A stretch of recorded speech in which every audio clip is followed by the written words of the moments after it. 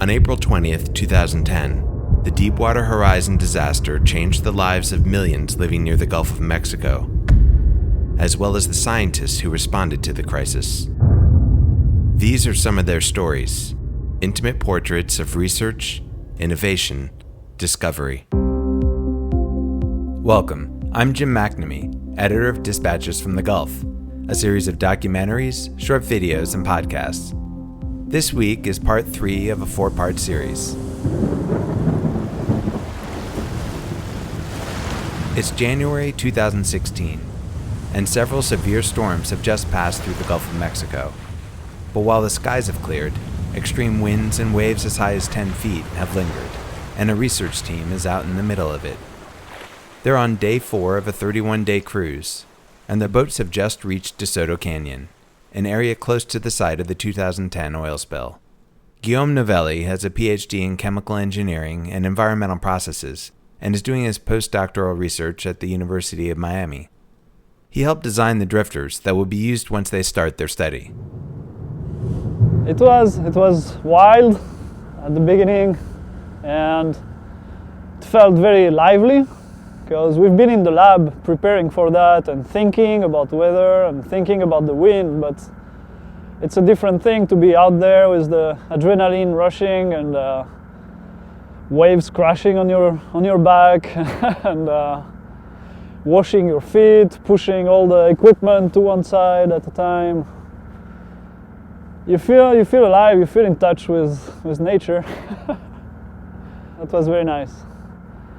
Yeah, we have people from different universities, people that never worked together on a confined space or only remotely. So it was a challenge to see how people would live together, get seasick together, and then work together. So that was a real challenge.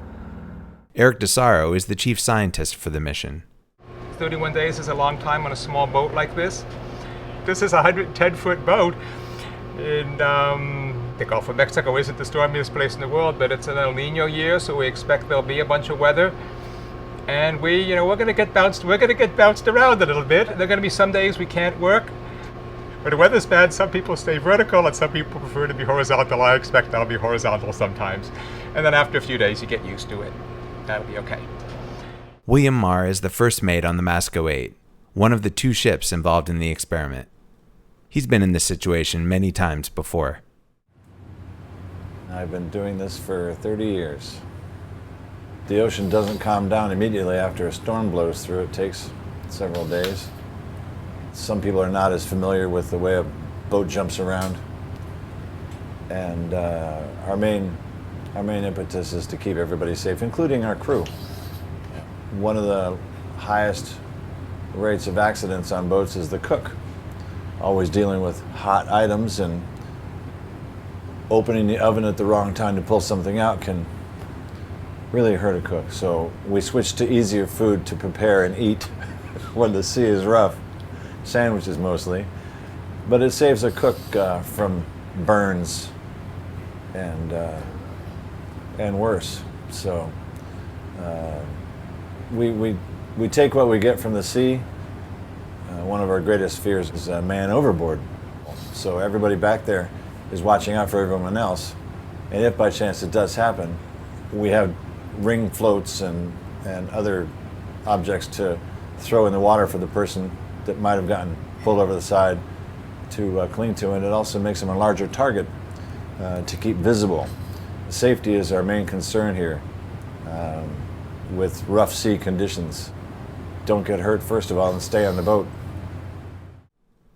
Helga Huntley is an associate professor at the University of Delaware. She's also aboard the Masco 8, which normally functions as a utility vessel, but has been modified for this mission. Because of this, the quarters are a bit cramped. Every boat is a little different. Life on a research vessel is largely driven by the other people that you're there with. And so there's always a dynamic that gets established the first day or two while you're on the cruise. Eventually you establish a routine, who likes to get up early, who likes to stay up late coding, who's got the spare electronics that you forgot at home. So yeah, it's over a few days you usually figure those things out, and then it goes pretty smoothly. Every morning you get up and you hope that the bathroom is not taken by one of the other 12 people who share the bathroom with you. So we get up, we get dressed, we have breakfast. There's a cook on the ship who prepares all the meals for us, which is wonderful because then we can concentrate on other things. The prepared meals are a welcome necessity because the days can be grueling. Cedric Gigand has a master's in marine biology and is on the team at the University of Miami that developed the drifters. You have to remember we are oceanographers, we are not professional sailors, so the seas get to us, so we still have to work in conditions that not be pleasant for us, so we have to kind of fight it, and well, I think everybody do well. We expect to work at least, like a full 12 hours per day. Sometimes if things don't go as well, you have to stay a little bit longer. So it's not uncommon that you're gonna stay up 14 hours and work straight 14 hours, but I mean, it's not every day. And you have to catch up on sleep whenever you can, take cat naps and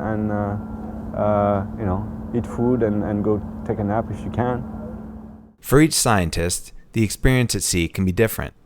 Daniel Carlson, a postdoctoral research associate from Florida State University, enjoys his time on the water, despite the challenging conditions. Life at sea is both fun and difficult. It's great being out on the ocean. I really enjoy it. Just nothing but water around, the wind and the waves and the sky. It's great.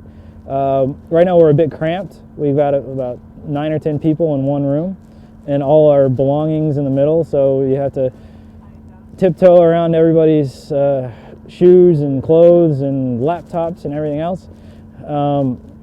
It's difficult being away from family, being away from my wife and daughter for so long, and it's difficult for them as well. And it's difficult to stay in contact. That's the hardest thing.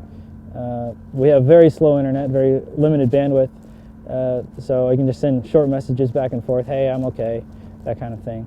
But overall, it's a great opportunity. It's a lot of fun. I just stay as positive as possible and try to get my work done under whatever circumstances present themselves and work through it. This concludes the third part of our special series. Next week, the weather clears and the team begins their mission, conducting the largest study of ocean currents that's ever been done. Today, thousands of scientists, oceanographers, chemists, engineers, biologists, are all working together to develop newer and better ways to understand and ease the impact of oil spills. To learn more about their work, visit our webpage at dispatchesfromthegulf.com. Funding for this podcast was provided by a grant by the Gulf of Mexico Research Initiative. And thanks for listening.